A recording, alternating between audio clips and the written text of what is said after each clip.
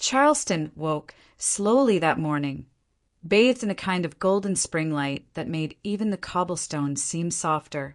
In a quiet brick townhouse on the edge of the historic district, Nora Carter stood by the kitchen window with a mug of coffee cooling in her hands.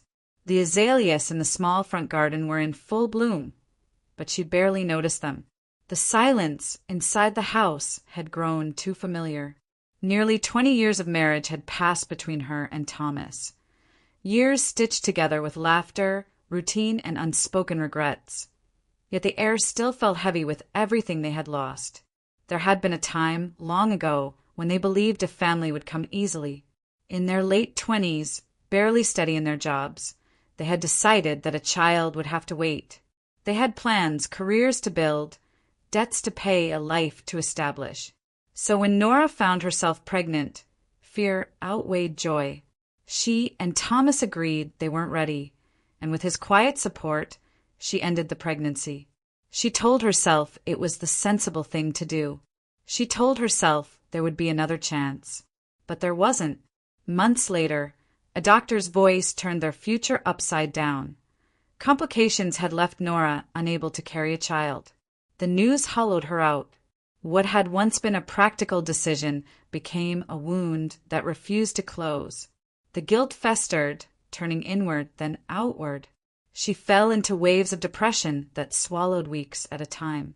More than once, she packed a suitcase and filed for divorce, insisting that Thomas, kind, patient Thomas, deserved the chance to be a father. He never took it.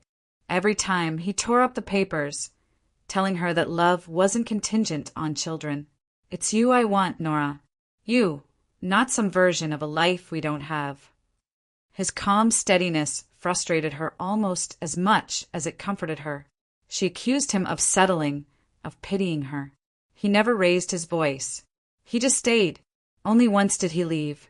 It was after the first divorce filing, when her anger was raw and his patience finally cracked. He packed a bag, said he couldn't stay where he wasn't wanted, and disappeared for 2 weeks. Those 14 days stretched into an eternity. Nora barely functioned, haunted by the possibility that she had pushed him away for good.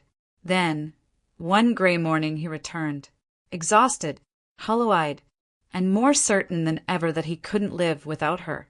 They rebuilt what they could. Life settled into something steady again, but the scars beneath the surface remained. And over the years, something else crept into Nora, a bitterness she never meant to grow. It slipped into her words, her tone, the way she dismissed Thomas's gestures. She mocked his clumsy attempts at romance. She rolled her eyes when he brought home flowers. She called him careless for not reading her mind, cold when he didn't mirror her moods. Each jab landed harder than she realized. Thomas never stopped loving her or saying so, but even his patience had limits.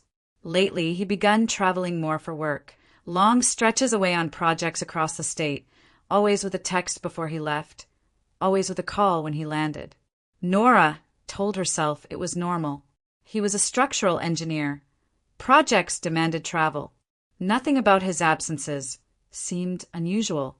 Yet something about the quiet after he left, the long evenings spent alone in their Charleston home, unsettled her more than she wanted to admit. It was as if the silence itself was holding its breath, waiting for her to notice how far they had drifted. She didn't. Not yet. To her, everything was the same as it had always been. He was at work. She was at home. They were fine. And so she sipped her cooling coffee and turned her gaze to the blooming azaleas, unaware that the life she had clung to so tightly was about to change, not with a sudden explosion, but with a quiet shift she would never see coming.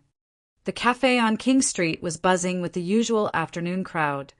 Students bent over laptops, couples sharing pastries, the clatter of cups and soft hum of conversation blending into a familiar Charleston soundtrack.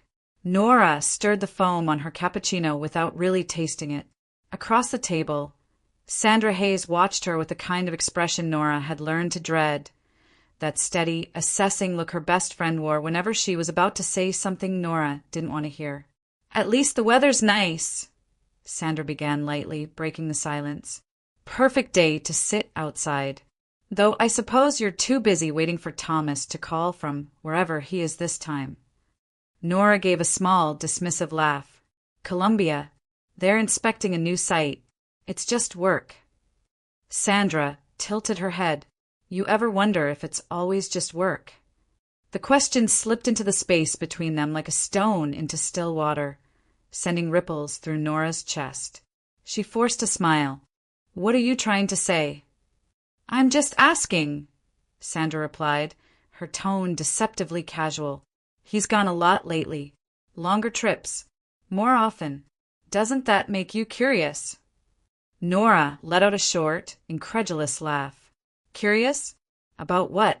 Thomas isn't the kind of man who… Maybe not, Sandra interrupted gently, but people change. Circumstances change.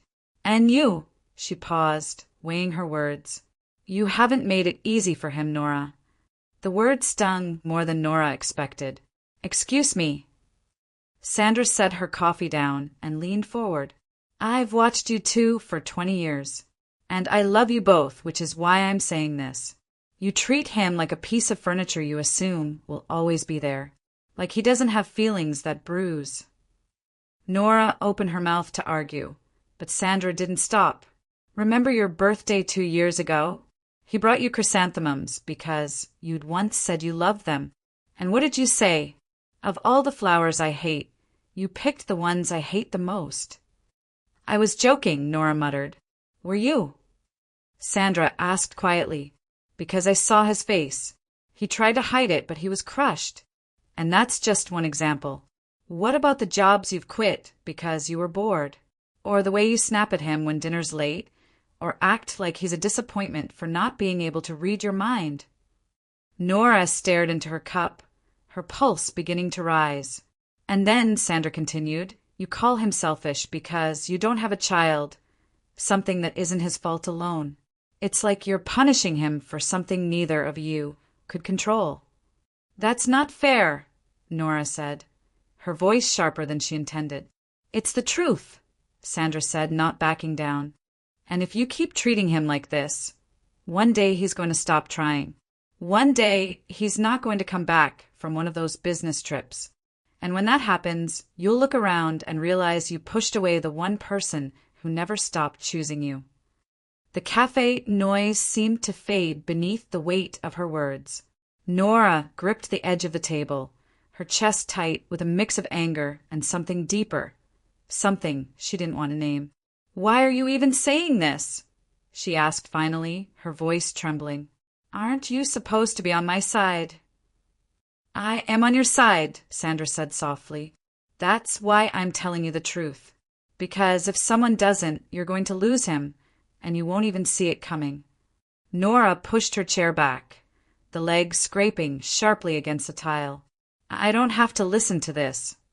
Nora, but she was already standing, pulling on her coat and walking toward the door. The spring sunlight outside felt too bright, the air too heavy. She walked without direction, trying to shake off the conversation, but Sandra's words clung to her like burrs. You treat him like he doesn't have feelings that bruise. One day, he's not going to come back. The phrases repeated in her head, each one a blow to the wall she'd built around herself. For the first time in years, an unfamiliar thought crept in, fragile and terrifying. What if Sandra's right? What if one day he really doesn't come back? The question followed her all the way home, settling into the quiet of the house like an unwelcome guest. And no matter how many times she told herself Sandra was exaggerating, Nora couldn't silence the small, uneasy voice whispering beneath her anger, the one that asked whether the cracks in her marriage were deeper than she dared admit. The house felt too quiet when Nora returned from the cafe, the silence pressing harder than usual against the walls.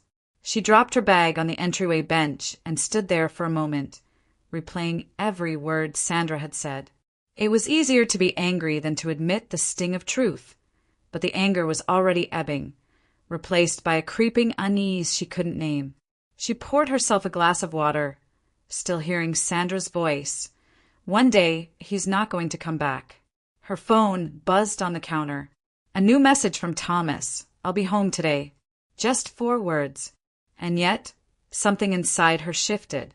Normally, she would have shrugged, maybe reheated leftovers, and waited for the sound of his keys in the door. But today felt different. Maybe it was Sandra's words, or maybe it was the strange ache of guilt that had been building all afternoon. Whatever the reason, Nora found herself moving before she had time to think. She pulled a cookbook from the shelf, the one she hadn't opened in years, and began planning a real meal. Braised short ribs, mashed potatoes, the apple pie he loved. She set the table with the good china, the one reserved for holidays and anniversaries. By the time the kitchen was filled with the smell of simmering broth, the knot in her chest had tightened into something else entirely, nervous anticipation. And then she did something she had never done in nearly 20 years of marriage. She decided to meet Thomas at the station. It felt ridiculous, standing in front of the mirror adjusting her hair like she was going on a first date. But she couldn't help it. There was a restless energy running through her veins, a mixture of excitement and dread. As she locked the front door and stepped into the golden glow of the late afternoon, she told herself it was just a small gesture, nothing more. Still, her heart thudded against her ribs the whole drive downtown. Charleston's Amtrak station was busy but not chaotic, filled with the ordinary rhythms of travel. Luggage wheels rattling over tile, conductors calling out destinations, the scent of roasted coffee from a kiosk near the entrance. Nora checked the arrivals board. Thomas's train would be in 30 minutes. She found an empty bench on the platform and sat down, her hands clasped tightly in her lap. It had been years since she'd felt this unsettled. She tried to steady her breathing, telling herself this was silly. He was coming home, just like always. They'd eat dinner, talk about his trip, maybe even laugh. Nothing was different, and yet everything felt different. "Are you waiting for someone?" The voice was small and bright. Nora turned to see a little girl, maybe 10, maybe younger, standing beside the bench with a balloon in one hand and a woman, probably her mother, calling from a few feet away. The girl smiled at her, unabashed and curious. "You look nervous," she said simply, tilting her head. "But don't be. If you accept the surprise that's coming, it might make you happy for the rest of your life." Nora blinked. "What?" The girl just grinned, as if she'd said the most obvious thing in the world. "I think surprises are good," she added, then waved and darted back toward her mother. For a long moment, Nora sat frozen. It was just a child's passing remark, random, meaningless. And yet the words burrowed into her thoughts, repeating over and over. "If you accept the surprise that's coming." The loudspeaker crackled overhead, announcing that the train from Columbia was approaching the platform. Nora's pulse quickened. She stood, smoothing the front of her coat, suddenly unsure of what to do with her hands. It was ridiculous, she told herself again. Just a girl's comment. Just Thomas coming home. Just another ordinary evening. And yet her heart wouldn't slow down. Something deep in her bones hummed with warning, as if the world had shifted a fraction of an inch while she wasn't looking. She stared down the track as the train rolled closer, its headlights cutting through the amber light of the setting sun, and felt the strange certainty that whatever waited for her on that platform was going to change everything. The platform was already crowded when the train's whistle echoed through the warm Charleston evening. Nora shifted her weight from one foot to the other, clutching the strap of her purse a little too tightly as the engine's roar grew louder. The sun was sinking low, painting the sky in streaks of gold and rose, and the breeze off the tracks carried the metallic scent of steel and oil. Around her, people craned their necks, waved signs called out greetings. It was an ordinary scene, ordinary in every way but the way Nora's chest felt like it was being squeezed. She scanned the rows of windows as the train slowed, searching for the familiar shape of Thomas's frame. He'll step off smiling, kiss me, tell me about his trip, she told herself. It'll be fine. Everything is fine. The doors hissed open with a hydraulic sigh, and passengers began to spill out. some moving quickly toward waiting arms, others dragging suitcases behind them. Nora rose onto her toes, heart hammering. Then, through the shifting crowd, she saw him. Thomas.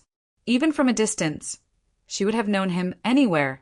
The easy, steady gait, the way he scanned the platform with that same searching look he'd always worn when trying to find her in a crowd. But before she could lift her hand to wave, her breath caught in her throat. He wasn't alone. A young girl walked beside him, barely 17 if that, and Thomas was guiding her gently by the elbow as she stepped down from the train. She stumbled slightly on the last step, and he caught her, steadying her with the kind of instinctive care Nora had once known so well. And then, without hesitation, he pulled the girl into a brief hug. Nora's lungs forgot how to work. No, this isn't what it looks like. But the thought was weak, drowned out by the surge of nausea that swept through her. She's just a kid. She's younger than the interns at his firm. She's younger than God, Nora whispered to herself, pressing a hand against her chest. She's younger than our niece. The world around her blurred. Announcements crackled over the speakers. Porters called for luggage, but all of it felt distant, muffled, as if she were underwater. The girl laughed at something Thomas said, a bright, youthful sound that sliced through Nora's daze. Then Thomas turned, and his eyes found her. For a second, everything stopped. The noise, the movement, the rush of the evening crowd, all of it fell away. It was just the two of them, locked in a moment that felt both achingly familiar and utterly foreign. Thomas's face broke into a smile. He lifted his hand and waved, calling her name above the din. The girl beside him followed his gaze, her expression shifting from curiosity to apprehension. Her fingers twisted nervously in the strap of her backpack as if she wasn't sure what to do next. Nora's feet refused to move. Her body felt rooted to the platform, her thoughts a chaotic storm. What is happening? Who is she? Why didn't he tell me? Thomas didn't hesitate. He guided the girl through the crowd and stopped just a few feet from where Nora stood frozen. Without a word, he stepped forward and wrapped his arms around her. I missed you so much, he murmured against her hair. The words slammed into her, shattering the story she'd been spinning in her head. No man in the middle of an affair would hold his wife so openly, so tenderly, in front of the person he was betraying her with. No man hiding a secret like that would look this relieved just to see her face. Slowly, stiffly, Nora's arms came up around him. The scent of his cologne, cedar, and citrus hit her like a memory of safer times. She wanted to pull away, to demand answers, but her voice was gone. Thomas stepped back, still holding her hands. Nora, he said softly, this is Lily. The girl offered a small, awkward smile and a timid wave. Up close, she looked even younger, all long limbs and nervous energy, with eyes that darted between Nora and Thomas, as if waiting for permission to breathe. Thomas's gaze held hers, steady and serious. I have a lot to tell you, he said. More than I can explain here. But can we talk about it at home? Nora swallowed hard, her pulse thundering in her ears. There were 1,000 questions clawing at her throat, but none of them made it past her lips. All she could do was nod. Okay, she whispered. Thomas's shoulders eased, and for the first time since stepping onto the platform, he looked like he could breathe again. He gestured toward the exit, placing a reassuring hand on Lily's shoulder as they began walking together. Nora followed beside them, her mind still spinning, the child's words from earlier echoing in her head like a drumbeat. If you accept the surprise that's coming, it might make you happy for the rest of your life. Right now, that surprise felt more like a detonation. And with every step toward the parking lot, Nora knew nothing about this evening was going to be ordinary. The taxi ride back to the house unfolded in thick, suffocating silence. Streetlights flickered past the windows in a rhythmic blur, casting fleeting bands of gold across their faces. Nora stared out at the city she'd known all her life. But tonight, even the familiar streets of Charleston felt foreign, distant, unreal. Thomas sat beside her, his hands folded tightly in his lap, gaze fixed on the darkened world outside. Across from them, Lily rested her backpack on her knees, eyes lowered, the faint hum of the tires the only sound between them. No one spoke. Nora tried to steady her breath, but her heart was still racing from the shock at the station. She stole a glance at the girl sitting across from her. There was something about Lily's face, the shape of her chin, the curve of her cheekbones, that stirred a strange familiarity Nora couldn't quite name.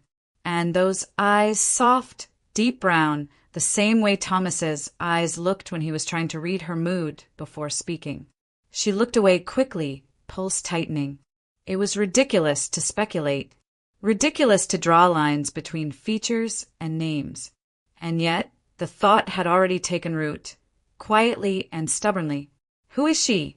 By the time the taxi turned onto their street, the tension in the car felt almost tangible. The porch light glowed softly in the twilight as Thomas paid the driver, and the three of them stepped out into the cool night air. Nora unlocked the door without a word. Inside, the house was warm and smelled faintly of the dinner she'd prepared earlier. The table was still set with the good china, the candles waiting to be lit. For a moment, Nora was struck by the absurdity of it all. The small, hopeful gesture she'd made just hours ago now felt like part of a different life. "Your home is beautiful," Lily said quietly as they stepped inside, her voice hesitant, almost apologetic. "Thank you," Nora replied, her own voice sounding strange to her ears. They stood in the hallway for a beat too long, three people unsure of their next move. Then Lily cleared her throat and offered, "May I help with dinner?" Nora blinked, caught off guard. "Oh, you don't have to." "I'd like to," Lily said a little firmer this time. Thomas gave Nora a small, tentative nod, the kind that said, "Please, just let this be easy." So she nodded, too. "All right, come on then." In the kitchen, Nora moved on autopilot, checking the oven, stirring the sauce, arranging plates. Lily followed her lead, asking where to find serving spoons and napkins, carefully placing them on the table without being asked twice. She was polite, even graceful in her movements. But beneath that politeness was a nervous energy, like she was terrified of overstepping. At one point, Nora reached for a bowl and found Lily already holding it out to her. Their eyes met for the briefest moment, and that's when Lily spoke, softly, almost as if she were afraid the words would shatter something fragile between them. "Please don't be angry with my dad." Nora froze. "My dad?" Lily's voice trembled, just slightly as she went on. "He's so scared of losing you. You're everything to him. That's why he didn't tell you about me sooner. He didn't know how. He talks about you all the time. He loves you so much." The room tilted just a little. Nora set the bowl down before she dropped it, her hands suddenly unsteady. "Dad." The word reverberated in her head, impossible to ignore now. She looked at Lily, really looked. And suddenly the familiarity she'd brushed aside in the taxi wasn't subtle anymore. It was undeniable. The slope of the nose, the faint dimple that appeared when she offered a shy, hopeful smile. They were Thomas's features, not a coincidence, not a trick of the light. Nora swallowed hard, 1,000 questions jostling for space in her mind. She wanted to ask them all. When did he find out? Why didn't he tell me? Why now? But the words wouldn't come. All she could do was stand there, staring at the girl who had just used the word dad without hesitation. Somewhere deep inside her, a single piece of a much larger puzzle shifted into place. And as the weight of what that meant settled over her, Nora felt the first flicker of something she hadn't let herself feel until now. Fear. Fear that the life she had always believed was hers, stable, predictable, unchanging, had already been altered in ways she couldn't yet comprehend. Dinner should have felt ordinary. The clinking of silverware, the hum of conversation, the soft glow of candlelight on the table she had set so carefully that afternoon. But nothing about this night was ordinary. Nora sat at the head of the table, her fingers wrapped too tightly around the stem of her wine glass. Thomas sat across from her, his posture stiff and cautious, while Lily shifted uneasily in her seat, her fork barely touching the salad in front of her. The silence stretched until it became unbearable. Nora broke it first. She raised her glass, her voice calm but laced with bitterness. "Well," she said, swirling the deep red liquid, "it's not every day your husband comes home with a child you didn't know existed." Thomas flinched, as if struck. Lily's head dipped lower. "Nora! No, really," she continued, still staring into her glass. "Most wives spend their afternoons cooking dinner, not preparing to meet a teenager their husband brought home without warning." Thomas drew in a long breath and exhaled slowly. "You're right," he said. "You're right to be angry. You have every right to feel blindsided. But please let me explain." Nora set her glass down with a soft thud and looked up at him. "Then explain." He stared at his hands for a moment before speaking, his voice quiet and uneven. "It was a long time ago. The first time you filed for divorce. Do you remember?" "How could I forget?" Nora murmured. I was broken," he said simply. "I didn't know how to fight for us anymore. I went back to my hometown, thinking maybe I needed space to breathe, to figure out what life even meant without you. One night, I drank too much. I ran into an old friend from high school, someone I'd once dated. We talked, we laughed, and I made a mistake. A terrible, stupid mistake." Nora stared at him, expression unreadable. "You slept with her?" "Yes."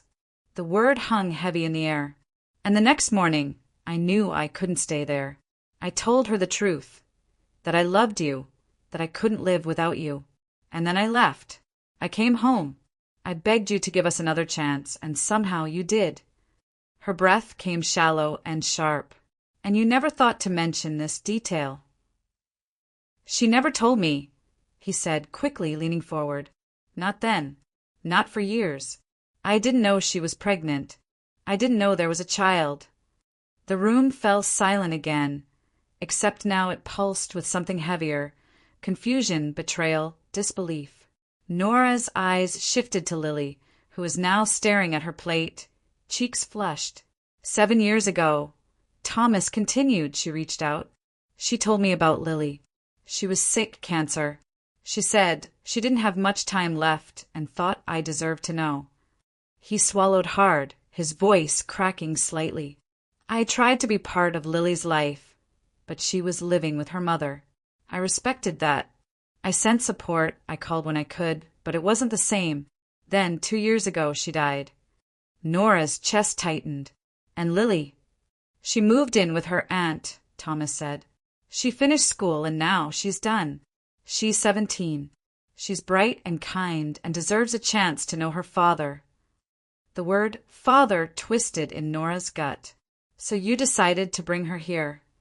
"Yes," he admitted, "because I don't want any more secrets between us. Because you deserve the truth, and Lily deserves a family. I should have told you sooner. I was terrified you'd hate me or hate her or both. But I can't keep her at a distance anymore." He finally looked up at her, his eyes raw and pleading. "I love you, Nora.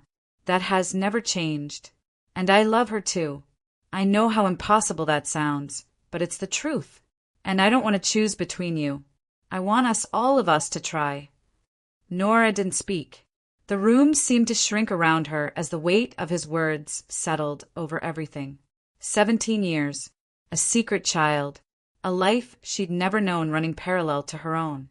It was too much to process, too much to feel all at once. Lily's small voice broke the silence. "I'm sorry," she whispered. "I never wanted to make things hard. I just wanted to know my dad." Nora looked at the girl, at the wide, fearful eyes and trembling hands, and then back at Thomas. There was no anger in his face now, only exhaustion and a desperate hope that maybe, just maybe, there was a path forward from here. She turned back to her wine glass, staring into its deep red depths. Nothing in her life felt certain anymore, But one thing was painfully clear. The world she thought she knew had been rewritten, and there was no going back. The minutes stretched into an eternity.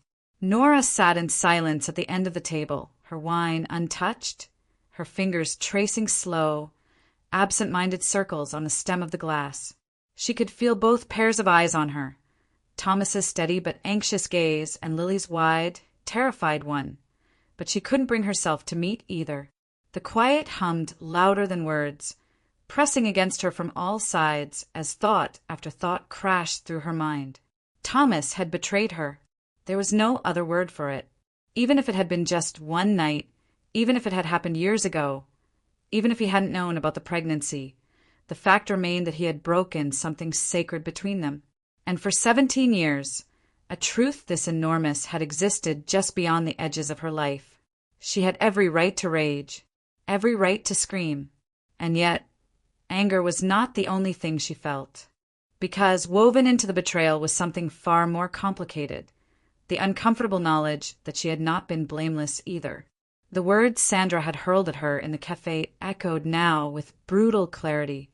You treat him like he doesn't have feelings that bruise. How many times had she lashed out at Thomas over the years? How many times had she twisted the knife of their shared grief just to see if he would bleed? He had made a mistake, yes, but she had made a habit of cruelty.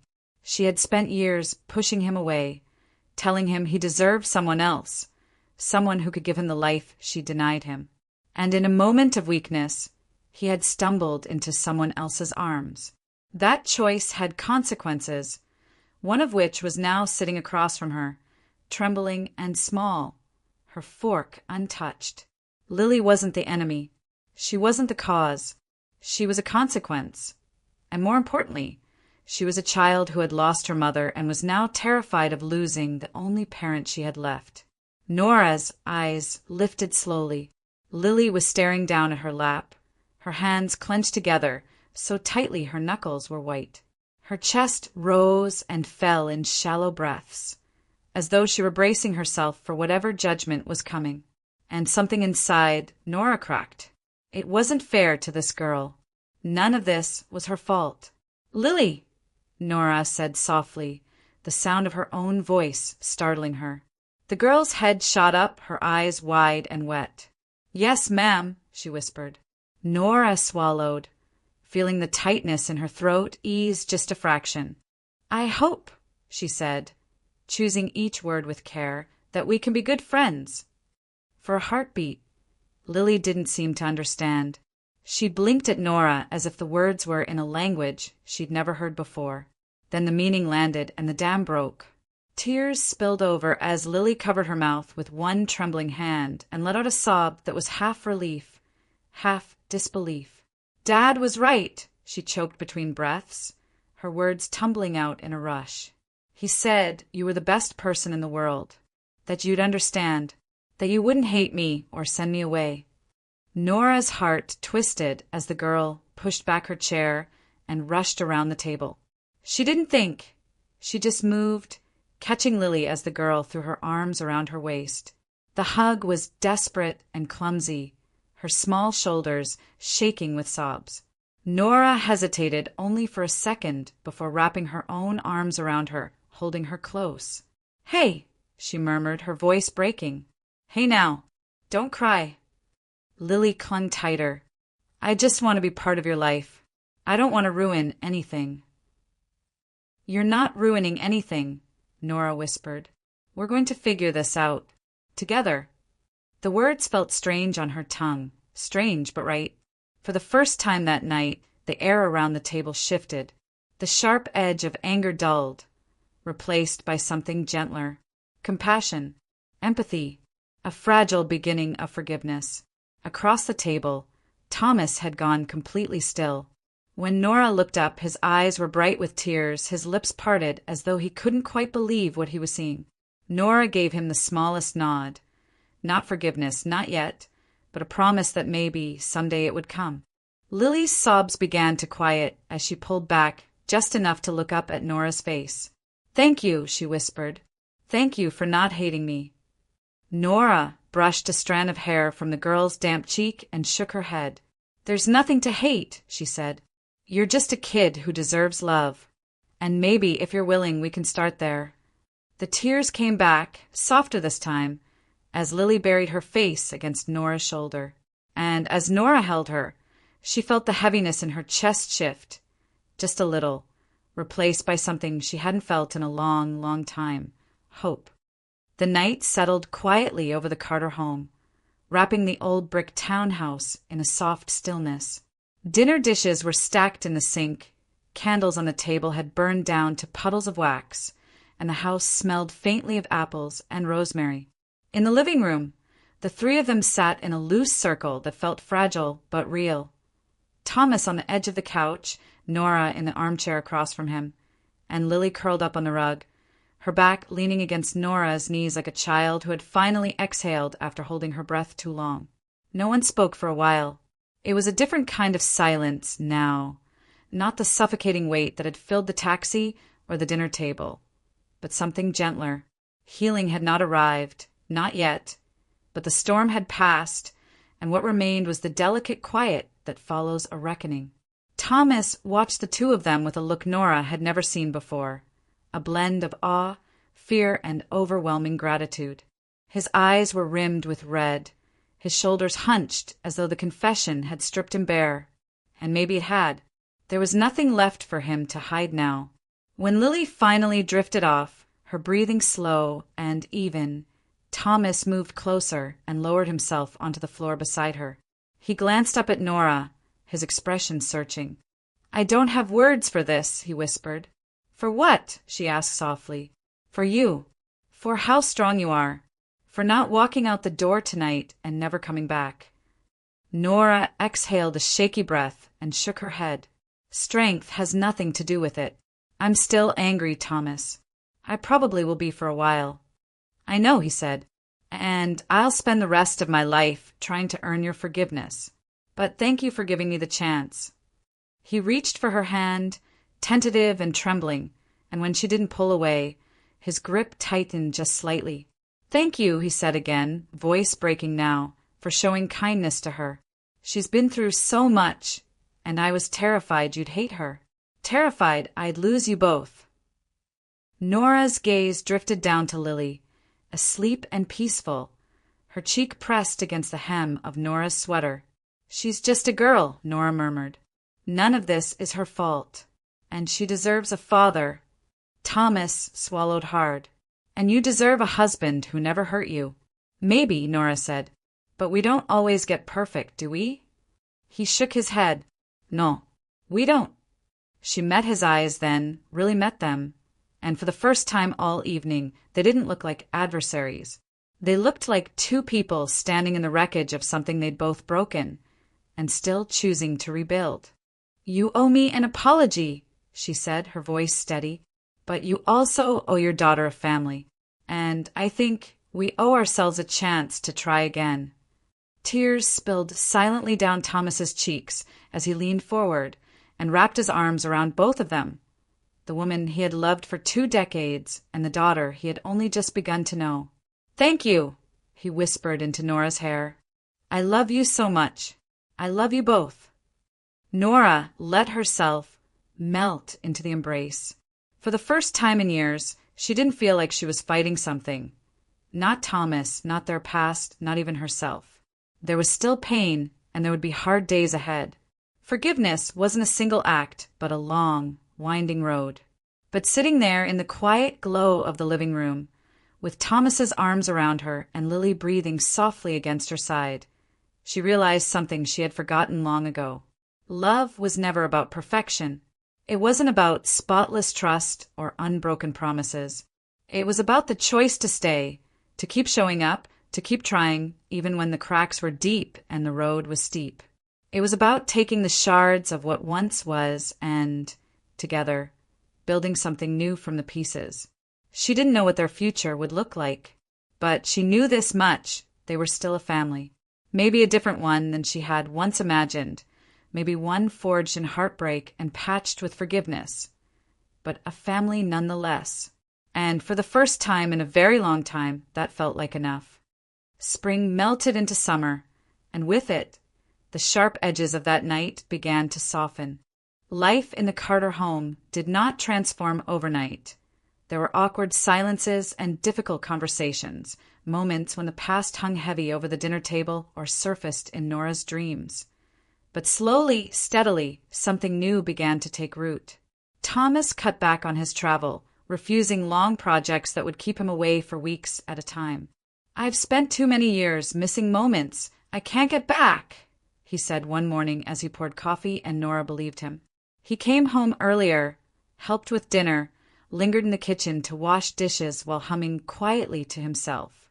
The house no longer felt like a place of waiting. It felt lived in, fuller, warmer, alive. And Lily slipped into their lives with the gentle persistence of spring rain. At first, she tread carefully, always asking permission before touching anything, calling Nora ma'am, even after being told she didn't need to. But over time, the stiffness faded. Nora began to find Lily in the kitchen after school, humming while helping chop vegetables. She heard the girls' laughter echo through the halls when Thomas taught her how to make pancakes on Saturday mornings. And one afternoon, Nora realized Lily had stopped calling her ma'am altogether.